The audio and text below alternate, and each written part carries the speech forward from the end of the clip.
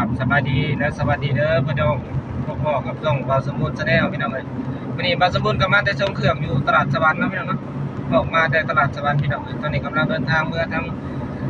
เซโนเด้อพี่น้องเด้อตอนนี้กำลังขับรถลงไปทางเซโนพี่น้องเลยตอนนี้กันเดี๋ยวเก็บบรรยากาศเก็บทางลงไปเลยนะพี่น้องเนาะกำลังออกแต่สวรรค์พี่น้องเลยบาวสมุนก็กำลังเดินทางครับทางเซโนนะพี่น้องเนาะทักทายสบายดีเด้อพี่น้องเด้อ FC ทุกท่านนะพี่น้องเนาะที่เข้ามาติดตามรับชมบาวสมุนพี่น้องเลยเข้ามาจะได้เริ่มกดไลค์กดแชร์กดติดตามเนี่ยพี่น้องก็เป็นกำลังใจเนาะพี่น้องเนาะตอนนี้บาวสมุนกำลังเดินทางเมื่อทางเซโนพี่น้องมาคนเดียวคือเขาพี่น้องวันนี้กัน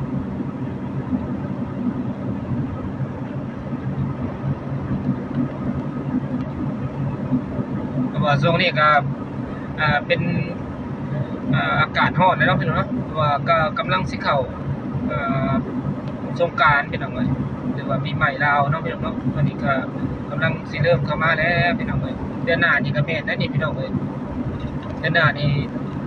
ปีใหม่ได้นี่แหละเพราะว่าตอนนี้บางสมุนก็มาส่งเครื่องแต่ละมื้อเนาะพี่น้องเนาะมาส่งเครื่อง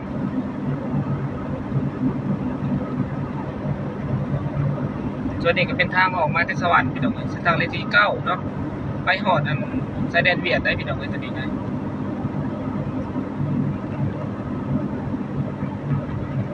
เสียงก็สิให้แม่เต็มพี่น้องเพราะว่าเป็นวัดนำนะ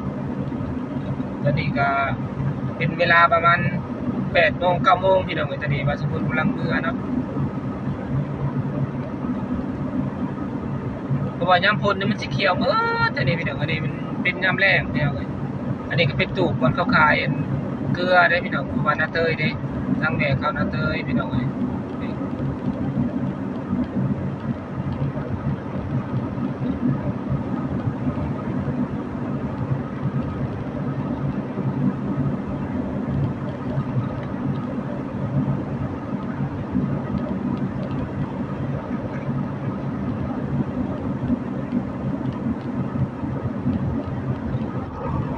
หลายคนก็ยังทันได้ฮู้ว่าสมมุติเฮ็ดหยังพี่น้องเอ้ยว่าสมมุติไปส่งขนมกันนี่เด้อพี่น้องเด้อขนมบ่สมมุติพี่น้องนี่เห็นบ่พี่น้องนี่ขนมถั่วตัดเนาะนี่พวงนึงก็บ่ได้แพงพี่น้องมัน8,500เนาะพี่น้องเนาะถ้าเกิดเอาหลายก็ลดให้พี่น้องเอ้ยพวงละ8,500พี่น้องถ้าเกิดเอาหลายเอา100ขึ้นไปก็ลดได้พี่น้องเอ้ยราคาต่อรองกันได้เด้อพี่น้องเด้อถ้าเกิดผู้ใดสนใจก็อย่าลืมติดต่อเบอร์โทรพี่น้องเอ้ย0304800723นะพี่น้องเนาะหรือว่าอยากมาเฮียนเห็ดน้ำบาสมบูรณ์ก็ได้พี่น้องบาสมบูรณ์เปิดสอนเห็ดน้ำเด้อพี่น้องเด้อถ้าเกิดผู้ใดอยากมาเห็ดน้ำก็เห็ดได้พี่น้องสอนบาสมบูรณ์ไปสอนให้ได้พี่น้องนี่แทนชายพี่น้องคายไปทำเนาะถ้าเกิดผู้ใดอยากเฮียนเนาะอยากเห็ดหรือว่าผมมีเนื้อเห็ดพี่น้องเลยติดต่อบาสมบูรณ์ได้พี่น้อง0304800723พี่น้องเลยสามารถสอนให้ได้พี่น้องเพราะว่าคนคู่มือนี่ว่างเนาะไม่ได้มียังเหตุพี่น้องเลยบางสมบูรณ์ก็เลยคิดแบบเขามีวิชาชีพเนาะในตัวเขาอาจจะมีความรู้แต่ถึงแม้จะบ่หลายแต่เขาก็จะแบ่งปันนะพี่น้องถ้าเกิดผู้ใดเขาจะเหตุนะอยากสร้างอยากสร้างหรือว่ากำลังอยากขายพี่น้องแต่ว่ามีในเหตุว่ายังเหตุเนาะจะเขียนในขนมได้พี่น้องมาเขียนนำมาสมุดได้พี่น้องเลยสอนในเหตุพี่น้องเลยว่าเอาขึ้นใส่ว่าเฮาแต่เมื่อก่อนเนาะมีในเหตุพี่น้องเลยถ้าเกิดผู้ใดอยากเหตุก็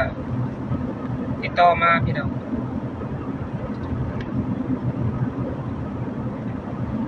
ปัจจุบันเมื่อก่อนก็ไม่ได้มียังได้พี่น้องก็ไม่ได้เหตุยังได้จนมากกับไปไทยไปยังเลยเนาะพี่น้องเนาะอันนี้แหละถ้าเกิดผู้ใดอยากเหตุแต่ว่ายังไม่ทันได้เหตุนะยังไม่ทันได้มีในเหตุพี่น้องเลยก็ติดต่อมาหาปัจจุบันได้พี่น้องสอนให้เห็นการทำเนียมกับบ่แพงดอกพี่น้องสอนได้พี่น้องเลยมีหลายอย่าง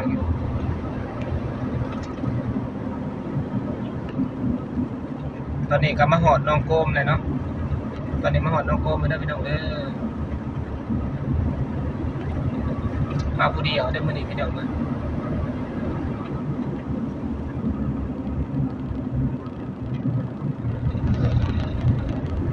ดียวพี่น้องพาลูกชายมานำได้ยากเลยพี่น้องเด็กน้อยเนาะอยากคน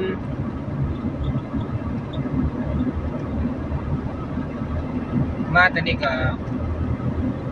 จะได้เฮ็ดต่อพี่น้องก็สิไปส่งทางตะแขกไปทางตะแขกต่อพี่น้องไปเรื่อยๆเขาไล่ต่ำๆมือหนึ่งตกอยู่ประมาณ200,000เนี่ยก็อยู่ได้เลย200,000มือหนึ่ง200,000 300,000นี่อยู่ได้แล้วอยู่บ้านเขาเนาะแต่ว่าประเทศไปแล้วบางทีอาจจะเกินได้ครับเกินมือหนึ่งไปต่ำๆมือหนึ่งเกินเลยไป10 มื้อสมมติว่าแล้วก็โอเคนะนี่ได้เลยนี่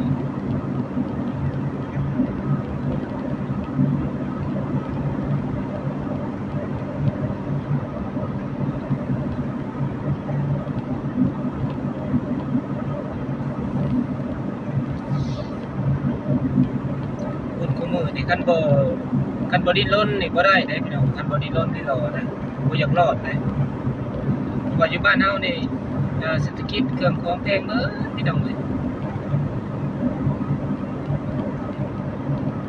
ทีนี้แล้วนี่มาสมมุติก็ไปเฮ็ดงานอยู่ไทยได้พี่น้องได้อาชีพอีกเนาะนี่เฮ็ดอยู่บ่พี่น้องยอดแสนเด้อพี่น้องนะยอดแสนพี่น้องนี่ขนมถั่วตัดเนาะ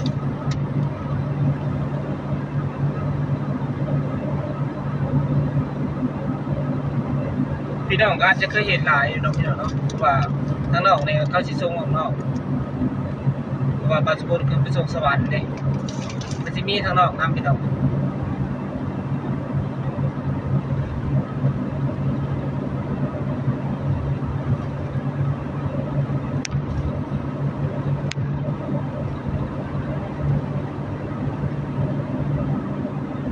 มีทางนอกนำพี่น้องขนมตัวนี้ถ้าเกิดผู้ใดบ่คิดจะเฮ็ดเนาะพี่น้องจะเฮ็ดแต่บ่เป็นก็จะเฮียนอย่างเงี้ยนะติดต่อมาหาว่าสมมุติได้030 4800 723พี่น้องติดต่อมาเลยเพราะว่าน้อยคนได้พี่น้องที่จะสอนนะบอกวิธีเฮ็ดนะพี่น้อง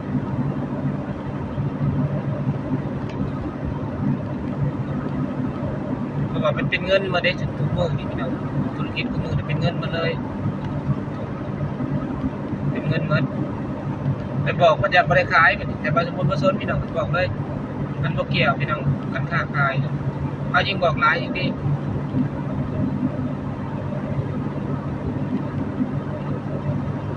เขาแบ่งปันในพี่น้องในทุกผู้คนอาจจะได้ซอยชีวิตเขาก็มีพี่น้องเจ้าก็เห็นได้ขายพอได้เลี้ยงอาชีพเนาะพอได้เลี้ยงต้นโตเขาบอกเลยบางสมมุติบอกที่พี่น้องเลย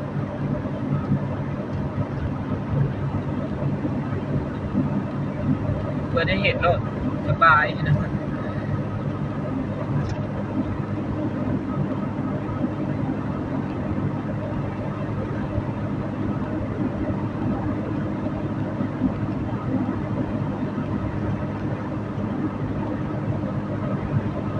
แต่ก็บ่ได้เป็นง่ายได้พี่น้องบอกไม่ต้องกดรับ3 4 5 6เทื่อบ่ได้พี่น้องอีกไกล3เทื่อ4เทื่อบ่ได้อีกไกลเพราะว่ามันต้องใช้ความชำนาญพี่น้องคันเฮาเฮ็ดแล้วเบิ่งซื่อๆนี่บ่ได้เป็นได้พี่น้องบ่เป็นเลยมันต้องได้ลงมือเฮ็ดได้ตอนนี้ก็มาฮอดโรงงานยาสูบแล้วพี่น้องเอ้ยใกล้สิฮอดซิโนแล้ว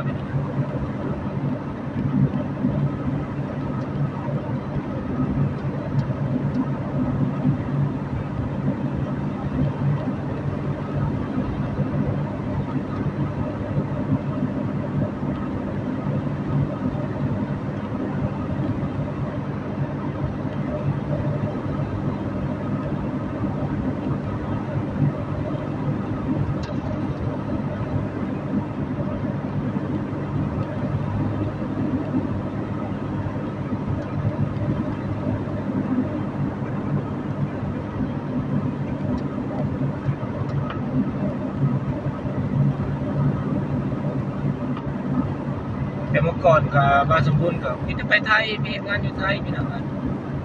เป็นได้มาเฮ็ดขนมนี่แหละพี่น้องได้มาอยู่บ้านเนาะคือซั่นก็โอ้ย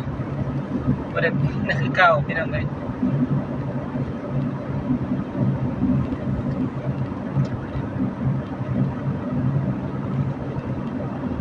อันนี้ก็เป็นอีกอาชีพหนึ่งนะพี่น้องก็ถ้าเกิดว่าตั้งใจเฮ็ดอันนี้เนาะตั้งใจเฮ็ดอันนี้ก็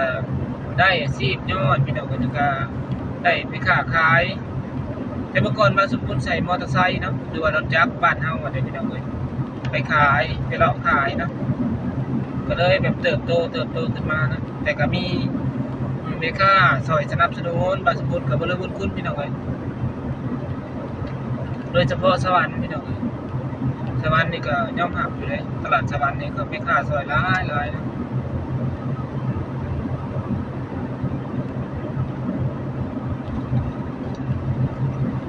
หลายพี่น้องสวรรค์นี่บ่ว่าจะเป็นอาหารใหญ่ๆที่เคยสนับสนุนบางสมบูรณ์เนาะ ป้าบางทีก็ขอบคุณหลายๆพี่น้อง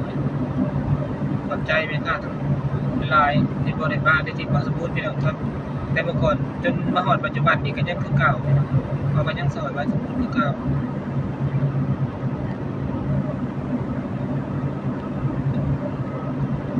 อาจารย์โตยุ่งได้พี่น้อง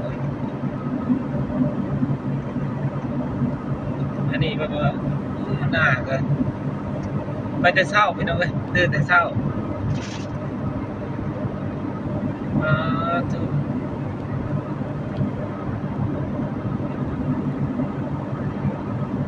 ไปแต่เช้าหลายพี่น้อง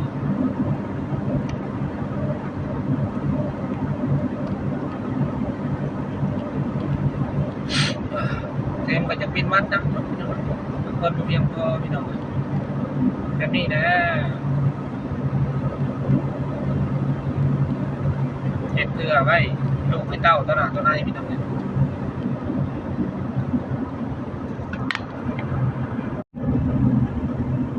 ก่อนอื่นก็ต้องขอบใจ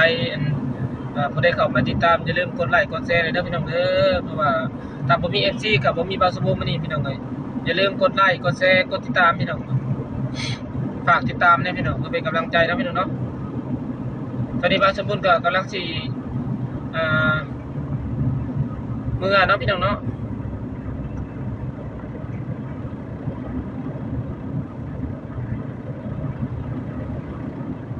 เดี๋ยวบาวสมบูรณ์สิปิดคลิปไปเพียงเท่านี้แล้วพี่น้องเด้อเพราะว่าจะมันยาวเป็นพี่น้องอย่าลืมกดไลค์กดแชร์กดติดตามพี่น้องเพื่อเป็นกำลังใจให้บาวสมบูรณ์นะพี่น้องเนาะสุดท้ายนี้ขอกล่าวคำว่าสบายดีไปแล้วบ๊ายบาย